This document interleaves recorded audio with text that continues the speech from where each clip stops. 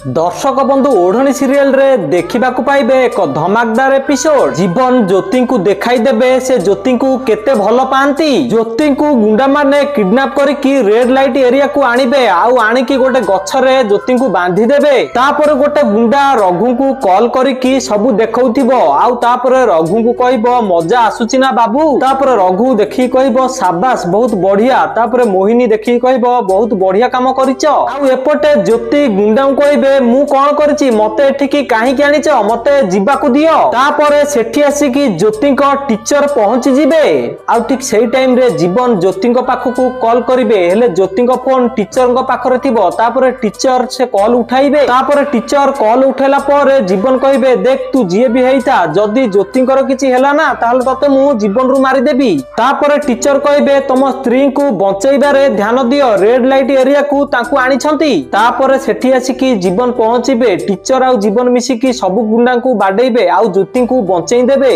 तो दर्शक बंधु ज्योति जदी डॉक्टर हेबे तो आपण माने खुशी हेबे कि नहीं हमकु कमेंट माध्यम रे जणाई दियंतु। आउ ओढ़णी सीरियल रो सबु अपडेट सर्वप्रथमे जानिबा पई हम वीडियो गुटे लाइक करी चैनल को सब्सक्राइब कर दियंतु।